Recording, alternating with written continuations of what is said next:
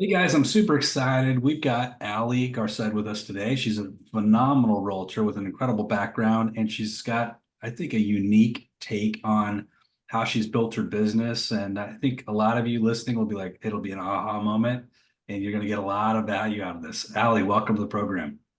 Jim, thank you so much for having me. I am stoked to be here. It's always a pleasure talking to you. Awesome. I love it. Allie, I just want to start by talking about your background because I think it's interesting that you spent a lot of time in the military and then you decided at some point, hey, I want to go into real estate. And I find I've met a lot of people maybe in the same position. I'm interested to see what pulled you into real estate. So go ahead, tell us your story. Oh, autonomy over my life. That's what I needed. So I spent a decade active duty as an officer in the Air Force. Out of those 10 years, I lived in 8 different states and probably the same amount of countries. And I just got tired of moving. I got tired of not having, just overall autonomy over my life, choosing what I wanted to do with my day. So I got started originally in real estate with investing first. Mm. And what I did in the Air Force was I separated as a major. I was a special agent. So I worked for the Air Force Office of Special Investigations, where we focus on felony level crimes. We Well, investigated, majority of our day was interviewing. So that's like the biggest skill set that I took with me when I separated from the Air Force. yeah, And because now interviewing is no issue for me. Like I am not afraid to ask it's any easy questions. comparatively, right? Oh yeah. So yeah, after a decade, I was like, should I spend another 10 years in order to get this pension? Um and out of those 10 years that I had remaining in order to retire from the military, 3 of those years would have been deployed, Wow, year-long deployments. wow, So, out of the 3 remaining years, 7 are going to be somewhere in the States continuing to move. And I was like, I don't think the pension is worth it. Like right, emotion, that was my emotional feeling. And then yeah, I was like, I don't make decisions based off that. So I was like, let me put this on paper. Let me see financially if this is a yeah, good decision to make to leave or not. And I sure, did the math, assuming I make, lieutenant colonel and then assuming I make colonel, at this year compared to me being a real estate agent, how much would I make? What's the, pro and con? At what yeah. point will I supersede one income over the other? And it was a no-brainer for me to go full time into being a real estate agent. So I Gotcha. went from Allie, the special agent, to Allie, the real estate agent, And you're known on social as Allie the agent, right? Is that right? on everywhere. Yeah, Yes. yeah, yeah. So it's kind of hand in hand. So that's kind of interesting. So you get into the real estate business, like, okay, I got this epiphany. I want to take control of my life, take control of my financial future. What were the steps that, because you've been very successful, what were the steps for you to kind of take control and run your business? I went ham. Like I was because I felt like my back was against the wall. Was my Yeah, back against the wall? No, but that's how I feel. That's like the type of person that I am. Like I could easily go to the FBI, I could easily do any other three-letter agency, but I didn't want that because that was again still very militaristic in let me tell you where to move your entire family and right. all of that, which is what I did not want. So um, I knew that I wanted to work for myself. So I got started as a real estate agent when I was still full-time active duty. Well, So my first year as a real estate agent, I was part-time and I closed 20 trends. So my goal was to replace my major income, which at yeah. the time was like $120,000, maybe a little bit more than that. And that was in Tucson, Arizona, where it's hard to have a job in Tucson, Arizona that makes 120 unless Oh you're an yeah. engineer at Raytheon. Right. So yeah, when I was looking around other career fields, I was like, this is going to be difficult, Yeah.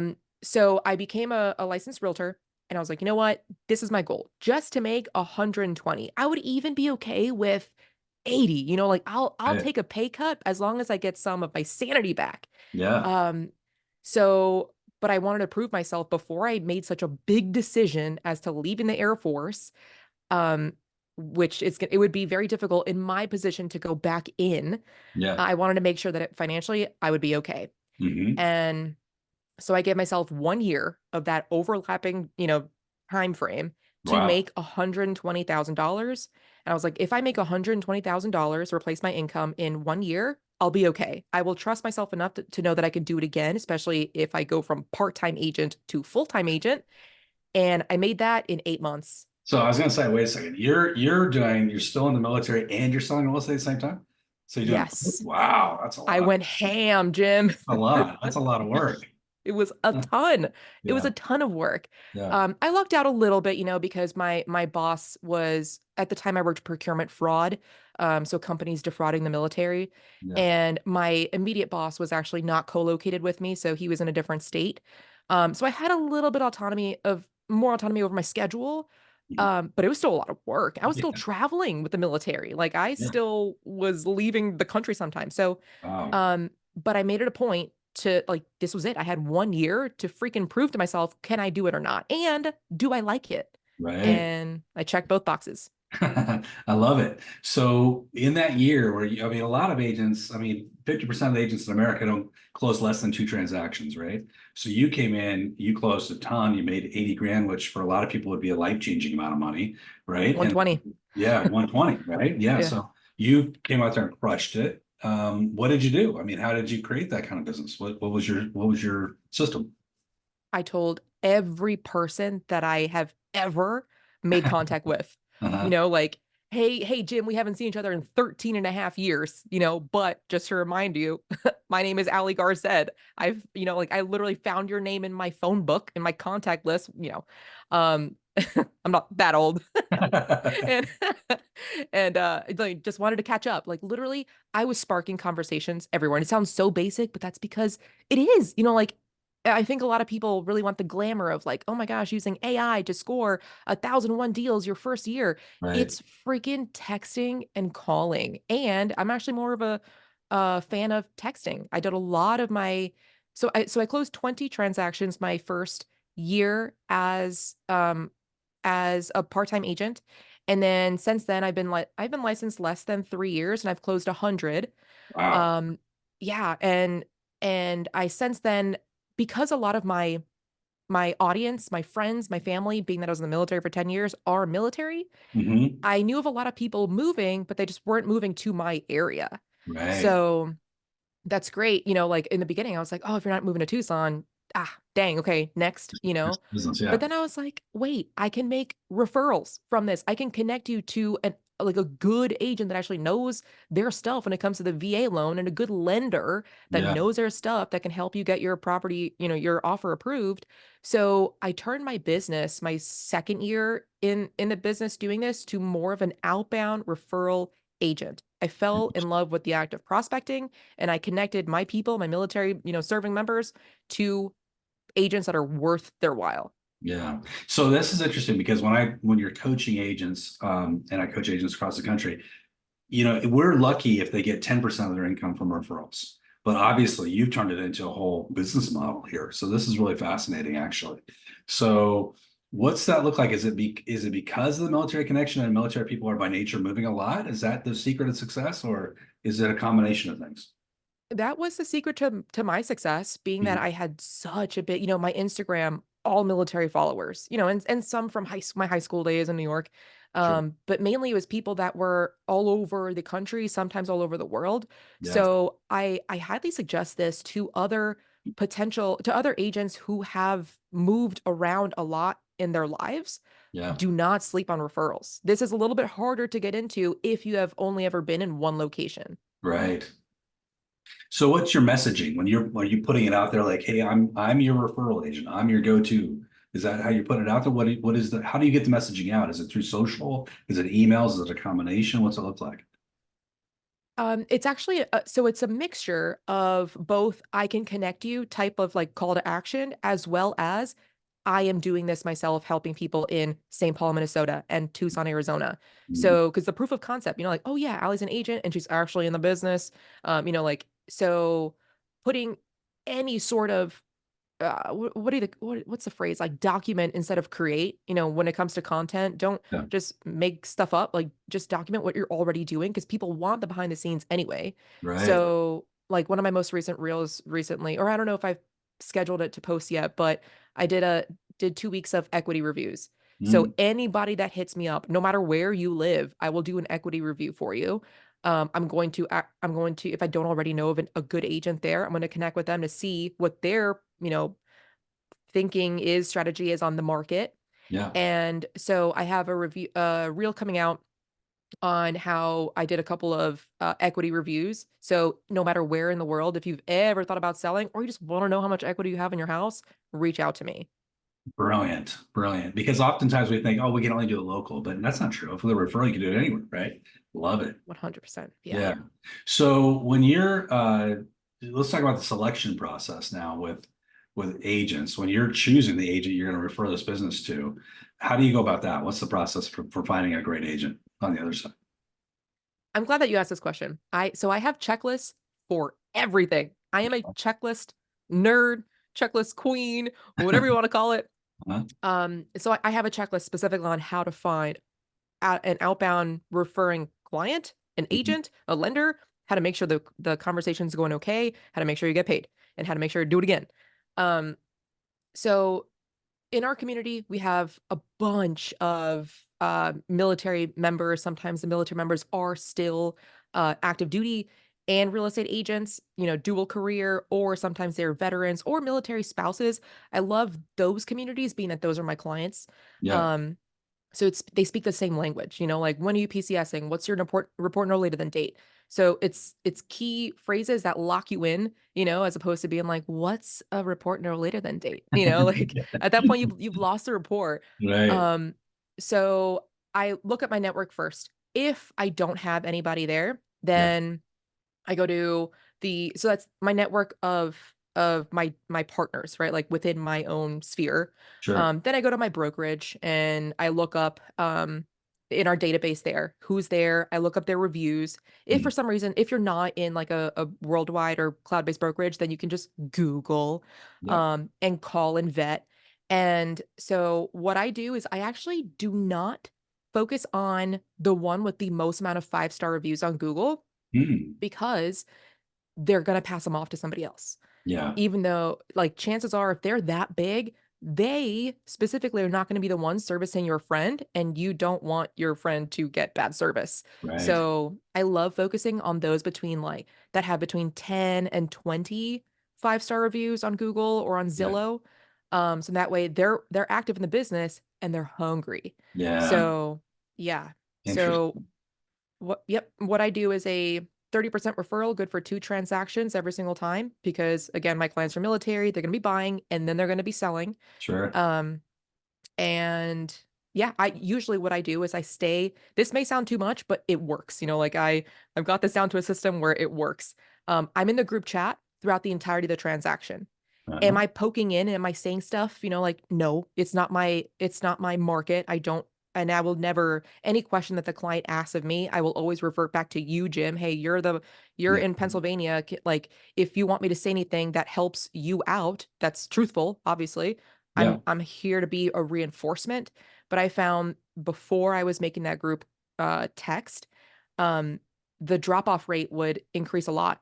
So having the group chat with me on it throughout the entirety of the transaction, you no longer have to update me on, hey, I went to listing appointment, we got the listing, hey, we're under contract. I see it. And So this is really, really interesting. So I've never heard of this before. This is a brand new idea and concept, which I love. So, and I've been doing this for 35 years, so this is brand new. So group, we'll call them signing up. When you call somebody and say, "Hey, I saw your reviews. I need to have a referral. I'm going to send them to you. Here's the yada yada." You say it's required that we set up a group chat, and you are going to be having me linked into the group chat. The whole transaction, is that what you say to them, to the agent? yeah, I don't use the word required, but yes. Usually what I say is, so like I just made this call yesterday. Yeah. What's this conversation like? Yeah, yeah. Hey, Jim, I saw that you're a kick-ass agent out in Dover, Pennsylvania. How are you Right. doing? I'm great. Thank you. Awesome. Yeah. So my name is Ali Garced. I am a licensed agent with eXp Realty, and I'm in Tucson, Arizona, and I also serve St. Paul, Minnesota. And I have a client that's looking to purchase. I'll be helping them with the purchase, but they're looking to sell their property in your area. Nice. And I'm calling around, to see who they might like best work with, and that way they can get the most for their, biggest bang for their buck. Mhm. And you have some really, really good reviews. The first question that I want to ask you is, do you work with clients directly, or is there anyone else on your team that's going to be working with the clients? Only me, and an assistant. Okay, cool. Awesome. And the assistant, is that going to be like a showing agent? No, just a behind the scenes admin. Perfect. Yeah, Okay, cool. Yeah. Yeah. So typically what I do, well, actually, I should also ask, do you have availability to take on another client? absolutely. Love to help. Okay. And do you service this zip code frequently? Yes. Yep. It's my number one area. Awesome. Yeah, sweet. That sounds great. Yeah. So my clients are military, Okay. and do you know how many like VA loans you worked with over the last like 12 months? I've probably done 3 over the last 12 months. Okay. Okay, cool. Does it seem to not be too common in that area then? It's not as common as you might think. So it's just, I get a sprinkling of them, but not a ton. Yeah. Do you find that those offers, the VA loan, are kind of harder to sway to get accepted? It just depends on the conversation with the seller and the seller's motivation. If they're competing, you definitely, you definitely got to think about that whole strategy overall for sure. It's a strategy session. Yeah, yeah. Yeah, that's awesome. Yeah, I saw that you have really, really good reviews. That's the reason why I called you. Yeah. And so what I normally do is 30% referral, good for 2 transactions normally, but since you're going to be helping them sell and I'll be helping them buy, it'll just be good for 1 transaction. Yeah. As soon as I'll sign the paperwork over, I'll send it to you tonight. As Okay. soon as it's signed, I will start the group chat. And I do ask though, Jim, that I stay on the group chat throughout the entirety of the transaction, and that's because I find that my clients will not ghost you if I am there as well. So is Got that it. something that would work for you? Love it. Yes. Yes. That's a great idea. Love it. Yeah. I do the same thing when I get some inbound referrals because I don't want anybody ghosting me, and I've already established that level of trust there, so I want to make sure that I'm just there. I won't be annoying. I'm not going to do anything. I don't know your market. Yeah. So awesome. So I'm going to send over that referral to you. You should see in the next like 2 hours or so. And Uh-huh. then likely tomorrow or as soon as the paperwork's signed, I'll start the group chat. Cool. And yeah, and I'll give you more information there. Awesome. Thank you for the referral. Beautiful conversation. So I love the way you rolled it. Now, just let's get technical for a second. The group chat, are you doing that through Messenger? Are you doing it through just your iPhone or whatever? Or how are you doing the actual chat? Yeah, text. Yep. Text. Just iMessage. iMessage. Okay. I didn't know if some people like only use Messenger or whatever, but okay, perfect. And then the other interesting thing that you're doing, which I think 99% of agents aren't doing, is the two, I know you did in this case, but the two deal referral. And that's brilliant. I want to ask you, how do you track that over time? How do you make sure that they're sticking with you for both transactions? It's because you're still in constant contact with your client, or how are you tracking that?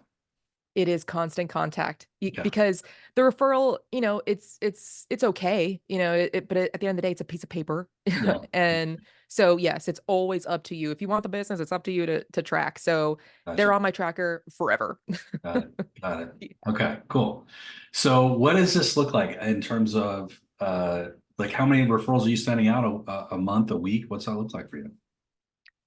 So last year was my first year full time real estate agent, Okay. and I made $200,000 GCI just off of outbound referrals. Wow. Incredible. Yeah.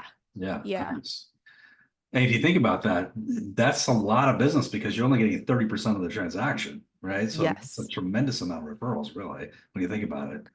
It's a How many, lot. yeah, what equate that? Do you know the number of referrals that you sent? I mean, the actual number? Oh man, you know what? I usually love my numbers, but I don't have that number. Okay, I was curious. Yeah, I track how much money ends up in my pocket. Plus, so 2023 also had a lot of referrals out to California too. Gotcha. Um, and this year has actually been a lot to Georgia And and Georgia's like the popular. Panhandle. So it's like different price points. Yeah. Yeah. So let's talk about your database size. I mean, a lot of people today talk about you have your social audience size, which is a different thing than your CRM size. Um, and I'm curious, just because you're generating so much business, how big is your CRM database size to generate that level of referrals? Not that big, actually. Really? Yeah, 1,500 people in my CRM. Okay. Well, I mean, I consider that not that big. I guess that's That's big for most people. okay. Yeah, and then I only really have on Instagram, which is my biggest lead source platform right now, Instagram and YouTube. On Instagram, I have fewer than 5,000 followers, Okay. and on YouTube, I have less than 1,000. Gotcha. And YouTube and Instagram are the highest converting. With your 1,500 people, because that's a big number for you being in the business, less than 3 years. How did you get to 1,500? That's a lot. That's a big number in and of itself. I know you don't think it's big, but it is big. So is that people that you're converting from, hey, I saw you on Instagram, and then they go into your CRM, or are there people that you actually know, like, and trust you? I mean, what's your defining difference there? When I first started out, it was no like and trust of Yeah. people that I actually wanted to talk to. I'm not going to throw, sometimes I will throw people on there and I literally will use the hashtag asshole. So that way I will not talk to them, like, Right. um, and then, so as I continue, or as I started doing transactions, then people naturally find my website or hear me on a podcast or whatever. I will then add them from them following me on Instagram to my KV core. Gotcha. Okay. So they're flowing from one to the other to grow it out. Gotcha. Yes, Okay. but I don't talk to them on my KV core because that's a new number. If they're comfortable on Instagram, we're going to do Instagram until I refer them out. Then it's going to be a text message. Mhm. I'm not going to just throw an extra phone number on there a lot of people don't even know that I have my KV core number. They just have my personal or they just have my Instagram, Facebook, what have you. Got it. Okay. And so I'm curious too. So you had $200,000 plus in business that way, but you're still selling some real estate where you're locally, like traditional buy sell deals, or use your business all referral. In the beginning, I was helping clients, buyers and sellers individually. Yeah. Then I realized majority of my clientele or majority of my followers were not in Tucson. What do you know? Yeah. Yeah. So I switched to outbound referral. Okay. I also since then have moved though from Tucson to St. Paul, Minnesota. Okay. So I am starting another YouTube channel just on listings. So I will be focused on listings selling in St. Paul. Gotcha. While also continuing the outbound referrals. The outbound referral really started because this sounds like very cocky to say. I don't know what other way to put this, but I had too many clients to handle. Hmm. And I wanted things done my way with my checklist, like for the buyers, for the sellers, for everything. Like I got a checklist for everything. Yeah. So that's how I started growing my community. And now we're up to 65 agents in 2 countries. That's great. So let's talk about your social strategy, because you're on YouTube and you're on Instagram primarily. What does that look like for you? What's the posting schedule? Call it, how many posts are you putting out? Video content versus traditional, photo content, that kind of thing. I started with one channel and it was one long video a week. And by long, I mean like over 15 minutes. Got it. And now that I have 4 channels, it's I can't do one a week. Or I could, but that's like all I would be doing. Yeah. Um, so now I pretty much have 1 to 2 videos a month. And those videos I try to be as beefy as possible. A Those are lot of my videos long very form. long. Okay. Yeah, a lot of those videos are like 30 minutes plus. Gotcha. So, and then also I also switched my social media strategy to where in 2023 I'd posted a short, like a reel every single day in Oh, 2023, and mhm. it was really just not sustainable. And it was more of like a top of mind if someone happened to be scrolling when I posted and I wanted something a little bit more evergreen. So that's why I switched 2024, the year of YouTube, baby. So and it's been working. So my social media or rather my like vertical platform stuff has Mhm. taken a complete backseat. I'll do it just because I'm already on it and I find it fun. Yeah. But I do it more so for DMs, Mhm. me reaching out directly to people. Yeah. And then my YouTube is more inbound. Interesting. Which again is completely different than most agents. So you're very unique. I'm curious, what are the 4 channels, and why do you have 4 channels? So with YouTube, you definitely do not want to confuse the YouTube algorithm as to what client you are looking for. Got it. So I have one channel that is, you know what? I don't even want to say the channel name because it'll mess up the algorithm. But one channel is for Tucson clients, Okay. buyers and sellers. Got it. One channel is for my brand, so my name. The other channel is going to be for listings in Minnesota, Got it. and the other one's for the podcast, The Agent Goldmine. Gotcha. So when you're shooting content, are you consciously saying, okay, I've got these topics I want to cover over the next 6 months, or is it more like, oh, I had an idea this morning? And how does your content arrive to you? Because I think one of the biggest challenges is content creation for agents. 100%. Yeah. And that's kind of like where it comes back to what kind of struggle, good or bad, or, what kind of client review or what's happening with your current clients. Yeah. So proof that you're actually working and then turning Yeah. that into a video. Hmm. Um, but otherwise, like if it's going to be a newer-ish idea, of course, the ideas always come to me in the shower.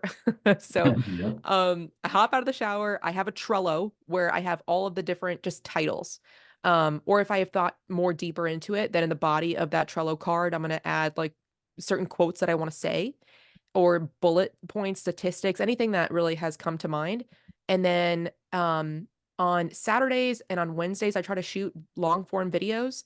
And that's where I look at the list of everything I've created so far, which I mean, I don't even need to I should not be adding more to this list. I have way more than necessary. And then I pick a couple that I want to talk about Uh-huh. and I record. Gotcha. And are you doing all the editing, or are you handing that off to a third party editor? Absolutely not. I Yeah. don't know how to edit. I don't know how to do a thumbnail. I've never been on Canva. I'm not cutesy like that. I No. hire out like the least amount of work that I can do. That's my motto. Who Yeah. can I pay to do it? Right. Well, that's brilliant. It's the who, not how, right? I don't want to know how. Just have somebody else do it, right? I love it. Yes. So when you're just on the YouTube, I'm just curious. Do you have are you boosting things? Are you paying the YouTube algorithm like to push people into your channel, or is it all organic? All organic. Okay. I've taken a bunch of YouTube courses. I've consolidated and that I've paid for. I've consolidated everything that I learned from those YouTube courses, and I actually made a YouTube video on how to do YouTube for real estate agents. Nice. And that's actually one of the things that they say to never do is never share your channel, never share the link, and don't pay for advertisement. So I made the mistake on one of my channels to pay for a listing that I had, and that was more so for like proof for the next seller. Like, hey, this is how many views we received on this past seller. Yeah. But I saw that it did stunt the growth of that channel because I started two Mm. channels at once and Yeah. one has double the amount of subscribers. Wow. So, and that's the only difference aside from the topic. So, yeah, so I do not share my channel out and because the worst thing that YouTube sees is someone going onto, Jim's YouTube uh channel, clicking a video and then Xing out. Yeah. So the worst thing you can do is say, "Hey Jim, like I just finished a YouTube video. Can you watch it or can you just like it?" Hmm. Even if you like it, if you didn't watch all the way to the end and then watch another one of my videos, I wasn't worth it to you, and therefore YouTube thinks I'm shit. Right. So it Yeah. didn't reach you. Yes. Gotcha. Okay. Interesting. Interesting. In terms of like, let's talk about branding for a second, because branding is a big deal. Have you had a professional brand created, or you got a certain look and a certain skins that you're using all the time? How does that play into everything? I No do matter. not. Okay. Yeah, I do not. I have the Alley the Agent, and I don't have like a specific color for my newest channel for Minnesota with the Vikings. I chose like that color, purple and yellow, whatever. I don't even do football, but I'm like I'm sure it'll resonate. So, go sports. But like as far as like a color palette or a logo, I think I have one somewhere. It's just really not as important to me. What's more important is my personality. Yeah. So the more that I can showcase that I curse, I'm military, this is what you're gonna get, take it Hmm. or leave it. Yeah. Um, the more my people come. Yeah. So yeah. So you got to know your audience. Your audience that's going to appeal to them. They're going to like that, right? So I think that's Yep. really interesting. So let's talk about how people can find you, because everybody's going to want to be like, okay, I got to go see your stuff. How can people connect with you, Allie? Ali the agent on all social media, and that's Ali spelled Ali, like Muhammad Ali. And yeah, I would love to connect. And actually, if you want to shoot me a text too, I'm freaking here for it. It's 520-341-2552. Ooh, Whether you're you want bold move. I like that.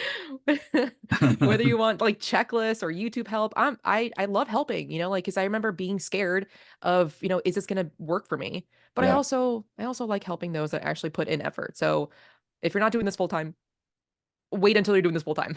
right. I love Then it. reach out. Ali, you've just given us a bunch of really unique, fresh content and ideas for us to use in the business. Thank you so much. Incredible. Good job. If you like this content, you want to see more, you want to join us here at eRealEstateCoach and the podcast, give us a like, give us a follow, give us a review. We'd appreciate it. Thank you, Ellie, for being here today. Thank you, Jim. Have a great one.